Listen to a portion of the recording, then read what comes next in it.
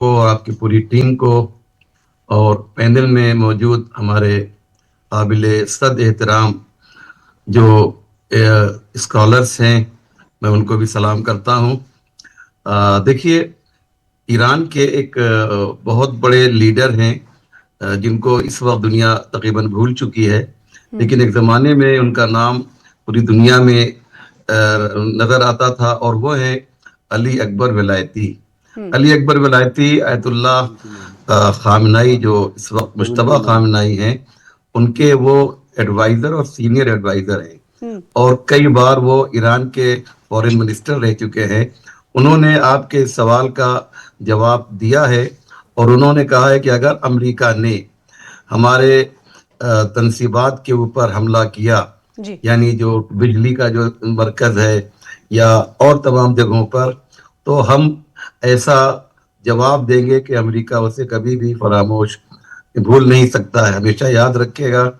तो ईरान ने भी जिस लहजे में, जिस एक्सेंट में अमेरिका ने, खासतौर से डोनाल्ड ट्रंप ने कहा है, ईरान ने और खासतौर से आईआरजीसी ने भी इसका जवाब दिया है।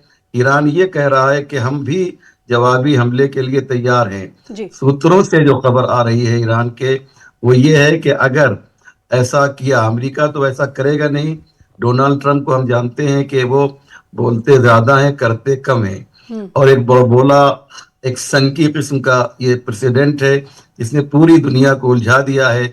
एक पागल ने पूरी दुनिया को पागल बना दिया। लफ्ज मैं कह रहा हूँ पागल, खुद अमेरिका के एक सेनेटर ने लफ्ज पागल उनके लिए इस्तेमाल किया है। आप चाहें तो इसको चेक कर सकते हैं। तो एक पागल ने पूरी दुनिया को पागल बना रखा है। लेकिन अगर ऐसा करता है, ये अमेरिका ऐसा करता है, तो एक दुखती रग ईरान के पास अमेरिका की है, और वो उनके 5 या 6 मिडिल ईस्ट के जो कंट्रीज हैं, जो मुल्क हैं, वो हैं अमेरिका के ये जो हलीफ है, ये जो चाहने वाले मुल्क हैं। ईरान ने कहा है कि हम इनकी तनसीबात को तबाह बर्बाद कर देंगे, और पूरे मिडिल ईस्ट में जो है अंधेरा छा जाएगा। ये बात तो इसका मतलब ये समझे कि जंग अभी रुक नहीं सकती, कितने भी मुज़ाकरात हो रहे हैं उसकी कोई राह हमवार होती हुई नजर नहीं आ रही है। हमारे साथ गौर साहब मौजूद हैं। कैप्टन गौर साहब, मैं आपसे ये जानना चाहूंगी कि इस वक्त आप इस पूरे क्राइसिस को किस तरह से देखते हैं, और क्या लगता है कि जो मीडिएशन की खबर आई सूत्रों के हवाले से, उस की कोई राह आपको निकलती हुई दिखाई दे रही है कि आगे हो सकता है कि इस तरफ बातचीत के अमल की शुरुआत हो? नमस्कार जी, और बाकी पैनलिस्ट को भी नमस्कार। ऐसा है, देखिए, जिस तरीके से ये सारा सिलसिला शुरू हुआ जी, ये सोचा था अमेरिका और इजराइल ने कि ये जल्दी खत्म हो जाएगा, पर मेरे को लगता है कि उनको इसका अंदाजा नहीं था कि ईरान ने ये इतने सालों में, जो 40 साल से उसको थ्रेट्स मिल रही थी अमेरिका और इजराइल से, और उनके बार बार जो न्यूक्लियर प्रोग्राम के ऊपर भी अटैक हुए, तो उनको ये बिल्कुल इल्म नहीं था कि ये किस तरीके की तैयारी है ईरान के पास, कितने मिसाइल्स हैं, कितने ड्रोन्स हैं, और उसका क्या क्या है, उसके जो इसका जो पूरा स्टॉक पाइल जो है वो कितना है। और अब वो आस्ते आस्ते दिख रहा है, और जिससे कि लग रहा है कि देखिए, अमेरिका डायरेक्टली उसके ऊपर तो कोई असर नहीं पड़ने वाला, क्योंकि ना तो अमेरिका के पास तेल जाता है यहाँ से, ना उसके पास यहाँ से गैस जाती है। असर पड़ेगा जो है बाकी एशियन कंट्रीज के ऊपर, बाकी दुनिया के ऊपर, मार्केट के ऊपर। और दूसरा, जो ईरान ने अटैक करना है वो ना अमेरिकन मेनलैंड तक तो पहुंच ही नहीं सकता वो, तो वो या तो इजराइल है, या ये जितने ये जो खाड़ी के देश हैं, जो उसके जहाँ पे अमेरिकन बेसिस वगैरह थे, और जो अमेरिका के साथ जो मुल्क है खड़े हुए, तो उनके ऊपर करेगा। तो ओवरऑल अगर देखा जाए, तो जिस हिसाब से डोनाल्ड ट्रंप एक थ्रेट देते हैं कि देखिए जी, आप ये कर देंगे, ये कर देंगे, हम ये कर देंगे, असलियत जो ये है, ये लड़ाई जो है डोनाल्ड ट्रंप के हाथ से निकल गई है। अब उसको जिस तरीके से वियतनाम और जिस तरीके से अफगानिस्तान में अमेरिका को एक बहुत बड़ी एक हार हुई थी, दिख रहा ये है कि यहाँ पे भी ऐसा ही होगा। क्योंकि देखिए, ईरान जो है 8 साल इराक के साथ लड़ता रहा, और उसके अंदर भी उसने कोई मदद किसी और मुल्क से नहीं मांगी, और वो अपने दम पे लड़ता रहा। आज भी जो है, जो IRGC जो है जी वो तकरीबन 4-5 मिलियन स्ट्रांग है। और इसके खिलाफ अगर आपने ग्राउंड फोर्सेस भेजने हैं तो मेरे को लगता है आप उनको मौत के घाट भेजने हैं, क्योंकि वहां पे होना वही है कि वो जो सारे के सारे हैं वो मैसेकर हो जाएंगे और बॉडी बैग जो है अमेरिका जाएंगे वापस। तो इसलिए डोनाल्ड ट्रंप नहीं चाहते कि वो करें। जी बेसिकली उनका मकसद ये है कि ये चलो डरा धमका के कुछ करके तो ये हो जाए, पर वो हो नहीं रहा। जी अब ये जो बात आ रही है कि 45 दिन का सीज फायर है, ये है वो है, देखिए ईरान ने बड़ा क्लियर कर दिया, 5 शर्तें उसने रखी थी। उसने जी कहा जी पहले ये 5 शर्तें आप मान लीजिए तो उसके बाद हम तैयार हैं। जी सबसे बड़ी शर्त ये थी कि उसकी जी ये जो जितना आप अटैक्स कर रहे हैं पहले वो बंद करिए। दूसरी शर्त ये थी कि जी जो आपने जो नुकसान किया उसकी भरपाई करिए। जी बाकी की शर्तें तो बाद की है। अब ये जो 2 ऐसी शर्तें हैं ये इसको मानने के लिए कोई तैयार नहीं है, क्योंकि देखिए अटैक्स बंद करे। नहीं तो वहां अभी जो ये इजराइल कह भी रहे हैं कि मानता 48 घंटे में से कुछ घंटे बाकी हैं, क्या अगर अमेरिका अल्टीमेटम दे चुका है तो क्या लगता है कि अगर किसी तरीके की कार्रवाई होती है तो किस तरह खतरनाक रूप ले सकती है कार्रवाई? वो सबसे गौर बड़ा साहब, खतरनाक या सिर्फ रूप ये कहना है ही कि है देखिए डोनाल्ड ट्रंप का? देखिए सबसे बड़ा खतरनाक ये है, ईरान की तबाही जो होगी तो होगी, जी उसके लोगों को जो तकलीफें उठानी पड़ेगी, क्योंकि उसके जब इलेक्ट्रिसिटी पावर नहीं होगी, डीसैलिनेशन प्लांट्स बंद हो जाएंगे, पानी की किल्लत हो जाएगी, एग्रीकल्चर में दिक्कत आएगी। पर सबसे बड़ा खतरा जो है वो जो खाड़ी के देश हैं, जो उनके लिए आप UAE ले लीजिए, ये आप सऊदी अरेबिया ले लीजिए, कतर ले लीजिए, बाहर ये सारे देश हैं, इनके लिए खतरा बहुत ज्यादा है। आप देखिए अभी हाल ही में अभी परसों इसने ईरान ने अटैक किया है जो ठीक है ओरेकल का जो दफ्तर बनाया है इन्होंने दुबई के अंदर, जी उसके ऊपर अटैक किया है। जी अब ओरेकल का ये जो दफ्तर है उसके अंदर उन्होंने मिलियन तो क्या ये डॉलर माना जाए कि आने वाले दिनों में अगर अमेरिका की तरफ से कार्रवाई मजीद शिद्दत आमेज होती है या शिद्दत पकड़ती है तो खाड़ी देशों और जो अमेरिका के दोस्त देश हैं उन पर हमले जारी कर देगा, ज्यादा तरीके से करेगा, ज्यादा जोरदार तरीके से करेगा? अब्बास रिजवी साहब, क्या इस बात से आप मुत्तफिक है? क्योंकि लिस्ट जारी की गई थी ईरान की तरफ से, तो क्या ये माना जाए कि अब दूसरा टारगेट यही होंगे जैसे कि गौर साहब कह रहे थे? रिजवी साहब, ईरान के पास और कोई रास्ता नहीं है जी, क्योंकि या तो इजराइल तो है, यहाँ से अब्बास रिजवी है। साहब आपको आवाज मिल रही है? आपसे ये सवाल था कि आप मुत्तफिक हैं गौर साहब से? आवाज आ रही है जी जी। बिस्मिल्लाहिर्रहमानिर्रहीम व बिही नस्तईन।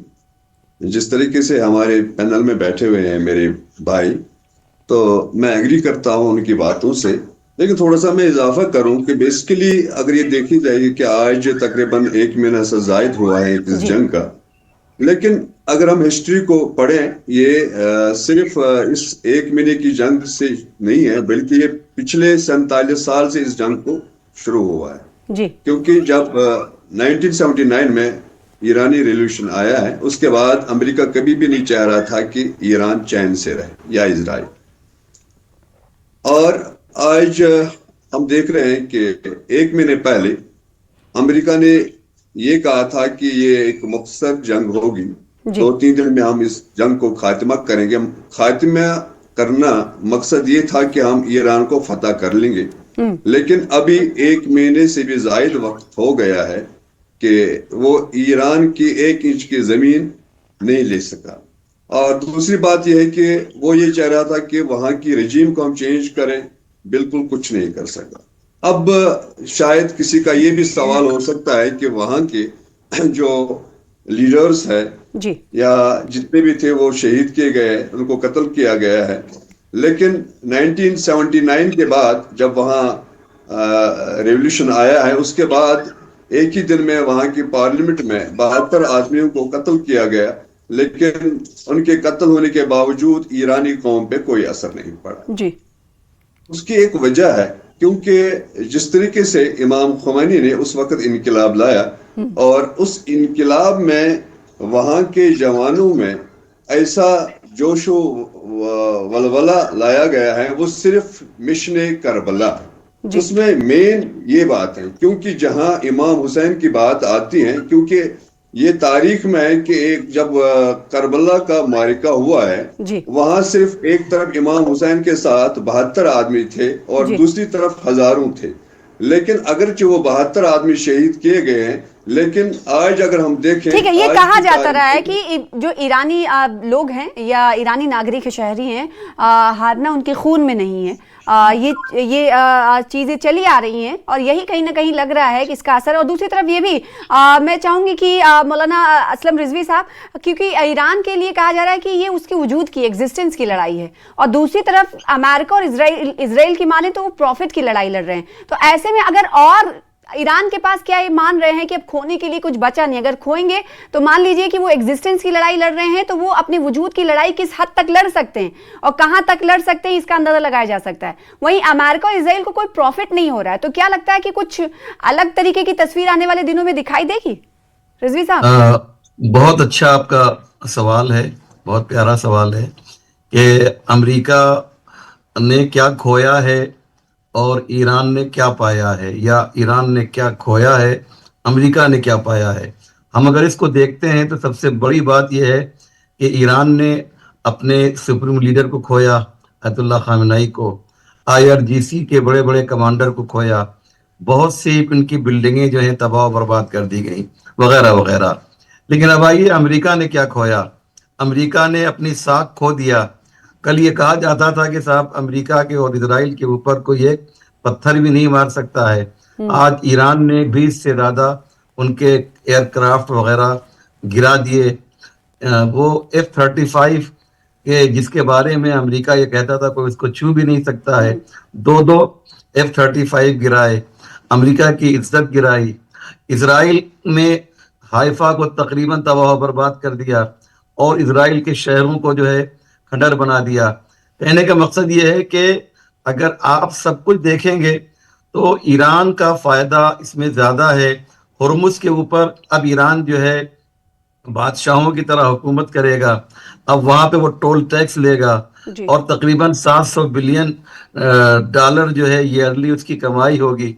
ये वो कमाई होगी कि जो तेल से भी ज्यादा होगी, जो क्रूड ऑयल बेचकर वो कमाता था। कहने का मकसद ये है कि आपके सवाल का जवाब मैडम यही है कि इस जंग में ईरान ने भी बहुत कुछ खोया है, लेकिन ईरान ने जो खोया है उसकी जो है भरपाई हो जाएगी। आप देखिए आयतुल्लाह खामनाई गए तो मुश्तबा खामनाई आ गए मिसाल के तौर पे, IRGC के जो कमांडर गए उनकी जगह पे दूसरे आ गए, लेकिन वो इज्जत जो अमेरिका की गई है वो कैसे वापस आएगी, ये मेरा सवाल है आपसे भी, आपके पैनलिस्ट में जो लोग बैठे हैं उनसे भी और आपके दर्शकों से भी है। ईरान ने सब कुछ खोकर, नुकसान पाकर भी फायदे में, ये कहना है असलम रिजवी साहब का। और दूसरी तरफ ये कह रहे हैं कि अमेरिका की जो साख दाव पर लगी है, अमेरिका पर जो सवाल खड़े हुए, अमेरिका ने ये आम लफ्जों में कहा जाए कि अपनी जो भद्द पिटवाई है उसकी भरपाई नहीं हो सकती।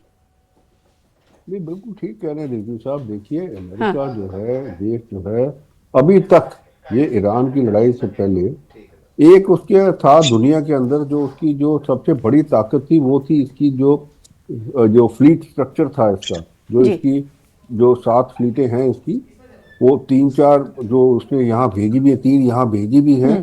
पर देखिए ये जो चीज है, सब कुछ ठीक था तब तक जब तक इन्होंने वहां पे बॉम्बिंग शुरू नहीं की और जो अयतुल्लाह खमेनी जी और बाकी की जो इनके लीडर थे उनको सबका खात्मा नहीं किया, तब तक सब ठीक था।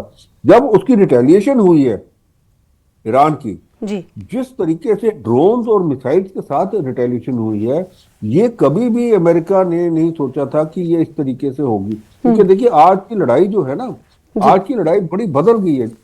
मैं थोड़ा सा आपको एक थोड़ा सा ब्रीफ दे दूं इसके ऊपर।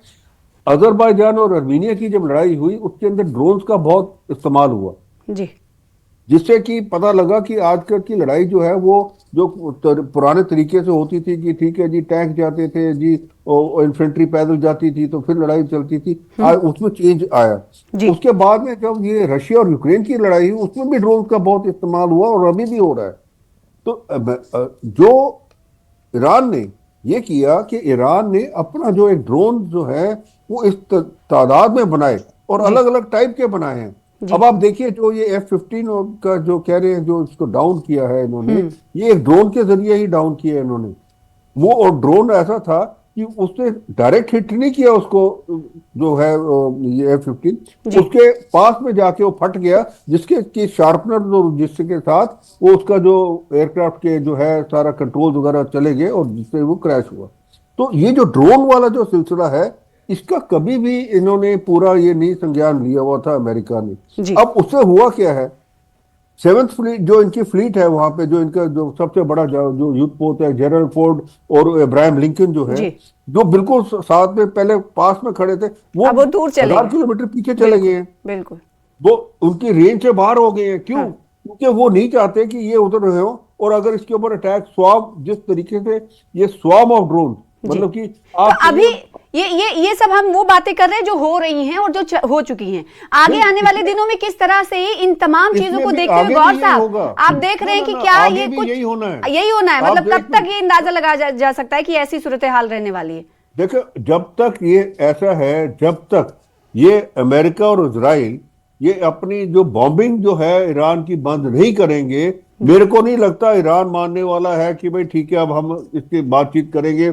या ये जो सीज फायर की बात कह रहे हैं, अगर ये सीज फायर हो जाता है, जो मेरे को लगता नहीं है, क्योंकि मेरे को लगता है जो सीज फायर वगैरह की बातें हैं, ये सिर्फ एक, वो कहते हैं ना, स्मोक स्क्रीन अमेरिका छोड़ देता है, कि जब उसको पता है कि भाई उसके पास कोई आगे है नहीं। देखिए, स्टेट ऑफ हॉर्मुज़ के अंदर अमेरिका अपने सैनिक अगर उतारेगा तो वो तो सारे के सारे मेरे हिसाब से तो मौत के घाट उतरेंगे, क्योंकि उसके अंदर उनको सपोर्ट स्ट्रक्चर नहीं है वहां पे। जी।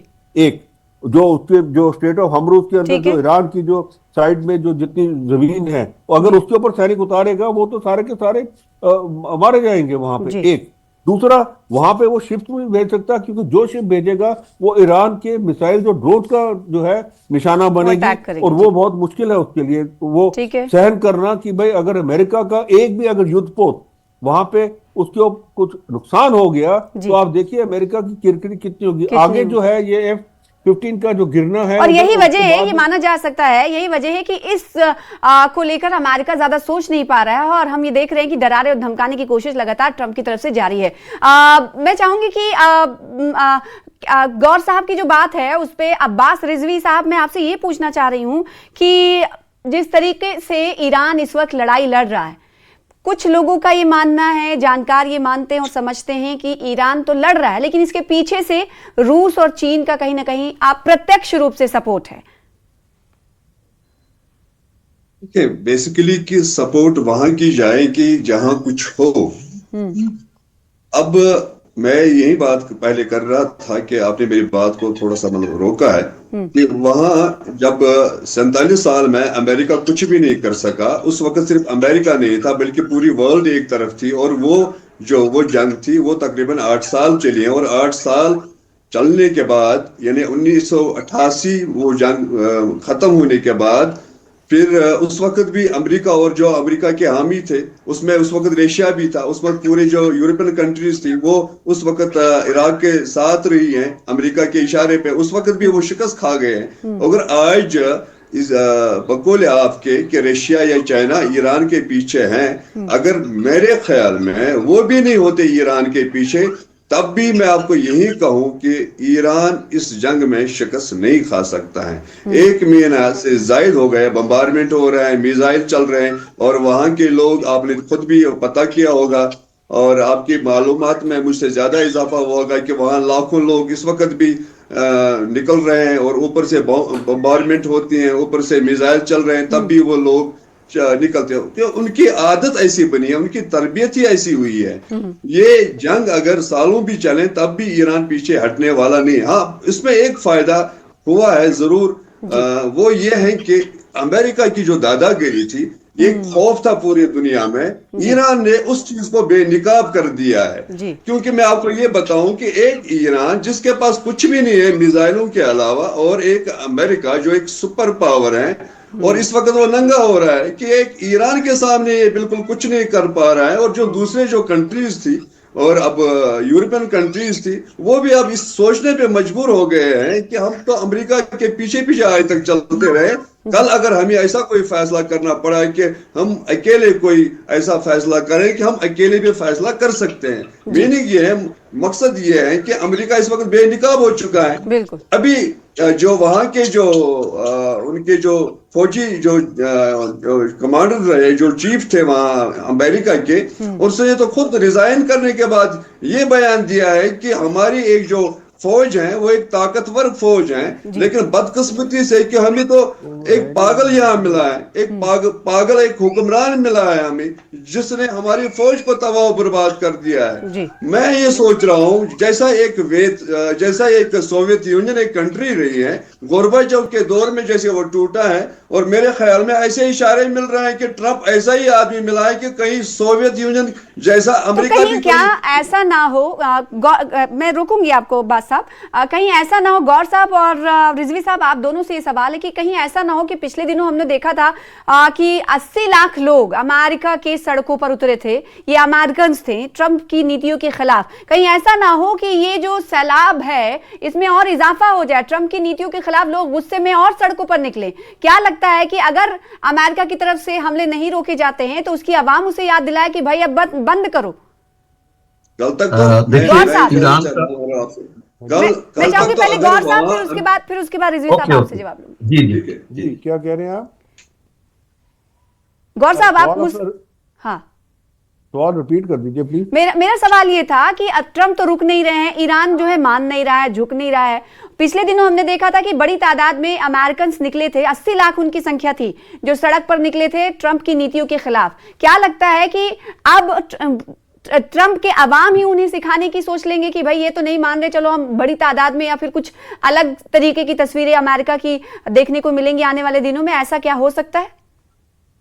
देखिए ऐसा है कि ट्रंप जो है एक बहुत ही कंट्रोवर्शियल प्रेसिडेंट बन गए हैं अमेरिका के लिए, क्योंकि वो ऐसी नीतियां लेके आए हैं क्योंकि कुछ अपने हिसाब से ठीक हो सकते हैं कि वो कह रहे हैं कि जी इलीगल इमिग्रेशन वगैरह जो हुई है, ये हुआ है सारा, उसके लिए। दूसरा, इजराइल ने अब उसको जबरदस्ती उसके अंदर दिया। देखिए मैं आपके चैनल में पहले भी और बाकी में भी ये कह चुका हूं कि ये जो युद्ध है, अमेरिका ने इसके लिए पूरी प्लानिंग नहीं की और पूरी स्टडी नहीं की हुई थी, और इनको ये जो है ये जबरदस्ती उनको खींचा गया है इजराइल के मतलब से, क्योंकि जब वो मीटिंग का पता लगा कि वो मीटिंग जो रात को होनी थी वो दिन को है, तो इजराइल ने कहा ये मौका अच्छा है, और उसमें अमेरिका को भी खींच लिया उसने। और उस टाइम उन्होंने ये आश्वासन दिया कि हाँ जी जब ये लीडरशिप हट जाएगी, जैसे कि अमेरिका का एक तरीका रह चुका है, इवन इराक में है और बाकी जगह भी, कि टॉप लीडरशिप को आप हटा दीजिए तो आगे रिजीम चेंज हो जाता है। ठीक है,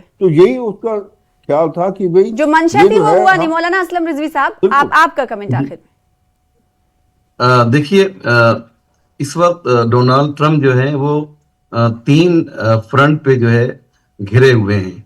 एक तो अमेरिका के बाहर जो उनका नाम खराब हुआ है, और दूसरा अमेरिकियों के दरमियान, और जो तीसरा बहुत इंपॉर्टेंट है वो ये है कि खुद उनकी गवर्नमेंट में लोग जो है उनको नापसंद कर रहे हैं। अभी जैसे आप सामने की मिसाल ले लीजिए, रैंडी जॉर्ज जो वहाँ के बड़े अफसर थे, सबसे बड़े यूं कहा जाए फौजी, उनसे इस्तीफा लिया गया है। उन्होंने इस्तीफा दिया नहीं है। इस्तीफा क्यों लिया गया?